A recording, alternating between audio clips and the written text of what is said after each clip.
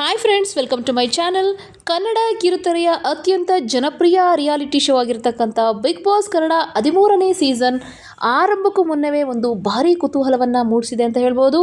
ಈ ಬಾರಿ ಸಾಮಾನ್ಯ ಜನರಿಗೂ ಕೂಡ ಬಿಗ್ ಬಾಸ್ ಮನೆಯೊಳಗೆ ಹೋಗುವಂತಹ ಅವಕಾಶವನ್ನು ನೀಡಲಾಗಿದ್ದು, ಅದಕ್ಕಾಗಿ ನಮಗೆಲ್ಲರಿಗೂ ಗೊತ್ತಿರುವ ಹಾಗೆ ಅಗ್ನಿ ಪರೀಕ್ಷೆ ಅಂತಕ್ಕಂಥ ಒಂದು ಟಾಸ್ಕನ್ನು ನಡೆಸ್ತಾ ಇದ್ದಾರೆ. ಆದರೆ ಇದೀಗ ಈ ಅಗ್ನಿ ಪರೀಕ್ಷೆಯಲ್ಲಿ ಒಂದು ಘಟನೆ ಅಂತಕ್ಕಂಥದ್ದು ಎಲ್ಲರ ಗಮನವನ್ನು ಸೆಳೆದಿದೆ. ಅದೇನಪ್ಪ ಅಂದರೆ ಅಪ್ಪ ಮತ್ತು ಮಗನ ಎಂಟ್ರಿ. ಇಬ್ಬರು ಕೂಡ ಇಲ್ಲಿ ಒಂದು ಕಾಂಪಿಟೇಷನ್ಗೆ ಬಂದಿರತಕ್ಕಂಥದ್ದು ಎಲ್ಲರಲ್ಲೂ ಕೂಡ ಒಂದು ಚರ್ಚೆಗೆ ಕಾರಣ ಆಗಿದೆ ಅಂತ ಹೇಳ್ಬೋದು. ಹೌದು ಸ್ನೇಹಿತರೆ, ಅಗ್ನಿ ಪರೀಕ್ಷೆಗೆ ಅಪ್ಪ ಮತ್ತೆ ಮಗ ಇಬ್ರು ಕೂಡ ಒಟ್ಟಿಗೆ ಎಂಟ್ರಿ ಆಗಿದ್ದಾರೆ. ಅದು ಬಂದ ತಕ್ಷಣ ನಿರಂಜನ್ ಅವ್ರು ಕೇಳ್ತಾರೆ, ನೀವು ಒಬ್ರನ್ನೊಬ್ರು ಕಳಿಸ್ಲಿಕ್ಕೆ ಬಂದಿದ್ದೀರಾ ಅಂತ ಕೇಳಿದ್ದಕ್ಕೆ, ಇಲ್ಲ ನಾವಿಬ್ರು ಕಾಂಪಿಟೇಷನ್ಗೆ ಬಂದಿರೋದು ಅಂತ ಮಗ ಹೇಳ್ತಾರೆ. ನೋಡೋಣ, ಇವಾಗ ಒಂದು ನಮ್ಮ ಮುಂದೆ ಇರ್ತಕ್ಕಂಥ ಪ್ರಶ್ನೆ ಏನಪ್ಪ ಅಂತಂದರೆ, ಬಿಗ್ ಬಾಸ್ ಮನೆಗೆ ಇಬ್ಬರು ಹೋಗ್ತಾರಾ ಅಥವಾ ಒಬ್ಬರು ಹೋಗೋಕ್ಕೆ ಮಾತ್ರ ಚಾನ್ಸಸ್ ಇದೆಯಾ ಅಂತ ನಾವು ಈ ವಿಡಿಯೋದಲ್ಲಿ ಕಂಪ್ಲೀಟಾಗಿ ನೋಡೋದಾದರೆ, ಇಬ್ಬರು ಕೂಡ ತುಂಬ ಪ್ರತಿಭಾವಂತರಾಗಿರ್ತಾರೆ. ಒಬ್ಬರನ್ನೊಬ್ಬರು ಬಿಟ್ಕೊಡದೇ ಇರತಕ್ಕಂಥ ಕ್ಯಾರೆಕ್ಟರ್ಗಳು ಇವರಿಬ್ಬರದು ಆಗಿರುತ್ತೆ.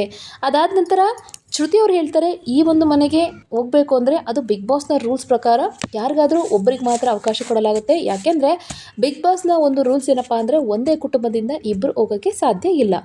ಅದರಲ್ಲಿ ನೀವು ಯಾರಾದರೂ ಒಬ್ಬರು ಮಾತ್ರ ಈ ಒಂದು ಸ್ಟೇಜಿಂದ ಹೊರಗಡೆ ಹೋಗಬೇಕಾಗುತ್ತೆ. ಅದರ ಆಯ್ಕೆ ನಿಮಗೆ ಬಿಟ್ಟಿದ್ದು ಅಂತ ಹೇಳ್ತಾರೆ. ಆದರೆ ಚಂದನ್ ಇವರು ಒಂದು ಶಾಕಿಂಗ್ ಹೇಳಿಕೆನ ಕೊಡ್ತಾರೆ. ಏನಪ್ಪ ಅಂದರೆ, ನಿಮಗೆ ಒಂದು ನಾನು ಚಾನ್ಸ ಕೊಡ್ತೀನಿ, ಆ ಚಾನ್ಸಲ್ಲಿ ನೀವೇನಾದರೂ ಕೂಡ ವಿನ್ ಆದರೆ ಇಬ್ಬರು ಕೂಡ ನಾನು ಅವಕಾಶವನ್ನು ಕೊಡ್ತೀನಿ ಅಂತ ಹೇಳ್ತಾರೆ. ಬಟ್ ಶ್ರುತಿ ಅವರು ಇದನ್ನು ಕೇಳಿದ ತಕ್ಷಣ ಶಾಕ್ ಆಗ್ತಾರೆ. ಚಂದನ್ ಅವರೇ, ನೀವು ಒಂದು ಬಿಗ್ ಬಾಸ್ನ ಫಾರ್ಮ್ಯಾಟ್ನೇ ಚೇಂಜ್ ಮಾಡ್ತೀರಾ ಅಂತ ಚಂದನ್ ಮೇಲೆ ಗರಂ ಆಗ್ತಾರೆ ಶ್ರುತಿ ಅವರು. ಅದಾದ ತಕ್ಷಣ ಇಬ್ಬರಿಗೂ ಒಂದು ಟಾಸ್ಕ್ ಏನಪ್ಪ ಅಂದರೆ, ನಿಮ್ಮಲ್ಲಿ ನೀವೇ ಕನ್ವಿನ್ಸ್ ಮಾಡ್ಕೊಳ್ಳಿ ಯಾರು ಹೊರಗಡೆ ಹೋಗಬೇಕು, ಯಾರು ಬಿಗ್ ಬಾಸ್ ಮನೆ ಒಳಗಡೆ ಬರಬೇಕು ಅಂತ.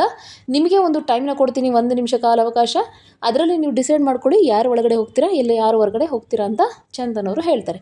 ಅದಾದ ತಕ್ಷಣ ಮಗ ಏನಂತಾರೆ, ಅಪ್ಪ ನನಗೆ ಆಲ್ರೆಡಿ ಇವಾಗ 25 ವರ್ಷ ಇದೆ, ನನಗಿನ್ನೂ ಕೂಡ ಮುಂದೆ ಚಾನ್ಸ್ ಇದೆ. ಬಟ್ ನಿಮಗೆ ಆಲ್ರೆಡಿ ಇವಾಗ 60 ವರ್ಷ ಆಗಿದೆ, ನಿಮಗೆ ಮತ್ತೆ ನೆಕ್ಸ್ಟ್ ಟೈಮ್ ಚಾನ್ಸ್ ಸಿಗುತ್ತೋ ಇಲ್ವೋ, ನೀವು ಹೋಗ್ಬಿಟ್ಟು ಬನ್ನಿ ಅಂತ ಅವರು ಹೇಳ್ತಾರೆ. ಅದಾದ ತಕ್ಷಣ ವಿನಯ್ ಅವರು ಹೇಳ್ತಾರೆ, ಅಲ್ಲ ಅವ್ರು 60 ವರ್ಷ ಅಂತ ನೀವು ಕಿಂಡಲ್ ಮಾಡ್ತಾ ಇದ್ದಾರೆ ಅವ್ರಿಗೆ ಅಂತ ಹೇಳಿದ್ದಕ್ಕೆ ಮಗ ಹೇಳ್ತಾನೆ, ಇಲ್ಲ ನಮ್ಮ ಅಪ್ಪನ ಬಗ್ಗೆ ಮಾತಾಡ್ತಾ ಇಲ್ಲ, ಅವ್ರ ಅಮ್ಮನ ಬಗ್ಗೆ ಮಾತಾಡ್ತೀನಿ. ನಮ್ಮ ಅಪ್ಪನಿಗೆ ಟೈಮ್ ಇದೆ, ಆದರೆ ನಮ್ಮ ಅಪ್ಪನ ಅಮ್ಮನವ್ರಿಗೆ ಟೈಮ್ ಇಲ್ಲ.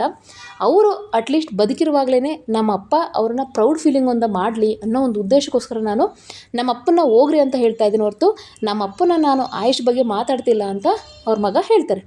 ಅದಾದ ತಕ್ಷಣ ಅಪ್ಪ ಹೇಳ್ತಾರೆ, ನೀನು ಯೂತ್ ಆಗಿರೋನು, ನಿನ್ನನ್ನು ನೀನು ಪ್ರೂವ್ ಮಾಡ್ಕೋಬೇಕು, ನೀನೇ ಹೋಗು ಅಂತ ಹೇಳಿಬಿಟ್ಟು ಅವ್ರಿಗೆ ಪುಷ್ ಮಾಡ್ತಾನೆ.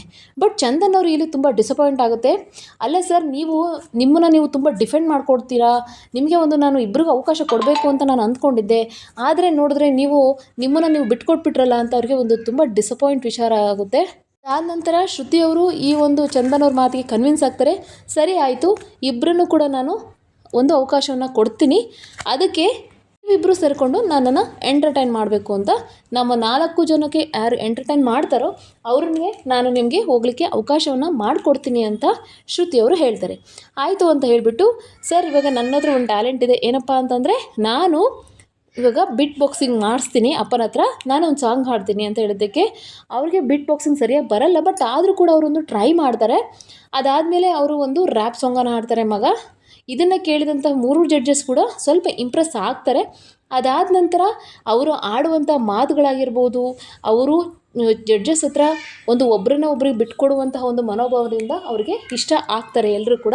ಅದಾದ ನಂತರ ಮಗನ ಬಗ್ಗೆ ತುಂಬ ಒಂದು ಕೇವಲವಾಗಿ ಮಾತಾಡ್ತಾರೆ. ಇವನು ಬೆಳಗ್ಗೆ 9 ಗಂಟೆಗೆ ಎದ್ದೇಳ್ತಾನೆ, ಅರ್ಧ kg ಎಗ್ ತಿಂತಾನೆ, ಮತ್ತು ರಾತ್ರಿ ಎಲ್ಲ ಪಿಜ್ಜಾಗಳು ಆರ್ಡರ್ ಮಾಡ್ಕೊತಾನೆ, ಇವನು ಏನು ಕೆಲಸಕ್ಕೆ ಬರಲ್ಲ ಸರ್, ಇವನು ಬಿಗ್ ಬಾಸ್ ಮನೆಗೆ ಇರೋಕ್ಕೆ ಲಾಯಕೇ ಇಲ್ಲ ಅಂತ ಹೇಳ್ಬಿಟ್ಟು ಅವರು ಸ್ವಲ್ಪ ಹೇಳ್ತಾರೆ. ಅದಾದ ತಕ್ಷಣ ಅದಕ್ಕೆಲ್ಲ ಸುಮ್ಮನೆ ಜಡ್ಜಸ್ಗಳಿಗೆಲ್ಲ ಸ್ವಲ್ಪ ಫನ್ನಿ ಅನಿಸುತ್ತೆ. ನಂತರ ಶ್ರುತಿಯವರು ಒಂದು ದೊಡ್ಡ ಟಾಸ್ಕ್ನ ಕೊಡ್ತಾರೆ. ಏನಪ್ಪ ಅಂದರೆ, ನಿಮ್ಮ ಒಂದು ಐಡೆಂಟಿಟಿ ಆಗಿರ್ತಕ್ಕಂತಹ ಒಂದು ಇನ್ಸ್ಟಾಗ್ರಾಮ್ ಅಕೌಂಟ್ ಇದೆಯಲ್ಲ, ಅದನ್ನು ನೀವು ಇಮ್ಮಿಡಿಯೇಟ್ ಇವಾಗಲೇ ಡಿಲೀಟ್ ಮಾಡಬೇಕು ಅಂತ ಹೇಳ್ತಾರೆ. ಬಟ್ ಅವ್ರ ಮಗ ಇದ್ದವನು ಏನು ಕೂಡ 1 ನಿಮಿಷ ಕೂಡ ಯೋಚನೆ ಮಾಡದೆ ಆ ಒಂದು ಇನ್ಸ್ಟಾಗ್ರಾಮ್ ಅಕೌಂಟನ್ನ ಡಿಲೀಟ್ ಮಾಡೋಕ್ಕೆ ಮುಂದಾಗ್ತಾರೆ. ಅದಾದ ನಂತರ ನಿರಂಜನ್ ಅವರು ಹೇಳ್ತಾರೆ, ನೋಡಿ ನೀವು ಇದನ್ನು ಡಿಲೀಟ್ ಮಾಡುತ್ತೀರ ಅಂದ ತಕ್ಷಣ ನಾವು ನಿನ್ನ ಸೆಲೆಕ್ಟ್ ಮಾಡೋದಿಲ್ಲ, ಸೆಲೆಕ್ಟ್ ಮಾಡಲೂಬಹುದು, ಮಾಡ್ದೇ ಇರ್ಬೋದು, ನೀವು ಯೋಚನೆ ಮಾಡಿ ಈ ಒಂದು ನಿರ್ಧಾರವನ್ನು ತೆಗೆದುಕೊಳ್ಳಿ ಅಂತಂದಾಗ, ನಾನು ಹುಟ್ಟಿದಾಗಿಂದ ರಿಸ್ಕನ್ನೇ ತೊಗೊಳಕ್ಕೆ ನನಗೆ ತುಂಬ ಇಷ್ಟ, ಅದಕ್ಕೋಸ್ಕರ ನಾನು ಇದನ್ನು ತೊಗೊಳಕ್ಕೆ ರೆಡಿ ಅಂತ ಹೇಳ್ಬಿಟ್ಟು ತಮ್ಮ ಒಂದು ಇನ್ಸ್ಟಾಗ್ರಾಮ್ ಅಕೌಂಟನ್ನು ಡಿಲೀಟ್ ಮಾಡ್ತಾರೆ. ಅದಾದ ತಕ್ಷಣವೇ ಸೆಲೆಕ್ಷನ್ ಪ್ರೋಸೆಸ್ ಸ್ಟಾರ್ಟ್ ಆಗುತ್ತೆ. ಅದರಲ್ಲಿ ಎಲ್ಲರಿಗೂ ಕೂಡ ಗ್ರೀನ್ನ ಕೊಡ್ತಾರೆ. ವಿನಯ್ ಗೌಡ ಮಾತ್ರ ಮಗನಿಗೆ ಮಾತ್ರ ಅವರು ರೆಡ್ನ ಕೊಟ್ಬಿಟ್ಟು ನೀವು ಒಂದು ನೆಕ್ಸ್ಟ್ ರೌಂಡಿಗೆ ಇನ್ನೂ ಕೂಡ ನಿಮ್ಮ ಒಂದು ಇದು ಕಾರ್ಯಚಕ್ರತೆಯನ್ನು ನಾನು ನೋಡಬೇಕು. ಅದಾದ ತಕ್ಷಣವೇ ಅಪ್ಪನಿಗೆ ಮಾತ್ರ 4 ಜನ ಕೂಡ ಗ್ರೀನ್ ಸಿಗ್ನಲ್ ಕೊಟ್ಬಿಟ್ಟು ಅವ್ರನ್ನ ಸ್ಟಾರ್ ಅಂತ ಹೇಳ್ಬಿಟ್ಟು ಅವರಿಗೆ ಗೌರವನ ಕೊಡ್ತಾರೆ. ಮಗನಿಗೆ ಮಾತ್ರ ಗ್ರೀನ್ ಕೊಡಲ್ಲ ವಿನಯ್ ಗೌಡ ಅವರು. ಸೊ ಈ ರೀತಿಯಾಗಿ ಒಂದು ಬಿಗ್ ಬಾಸ್ನಲ್ಲಿ ನಾವು ಎಕ್ಸ್ಪೆಕ್ಟೇ ಮಾಡೋಕ್ಕಾಗಲ್ಲ ಈ ರೀತಿ ಒಂದು ಸೆಲೆಕ್ಷನ್ ಪ್ರೋಸೆಸ್ ನಡೆಯುತ್ತೆ ಅಂತ.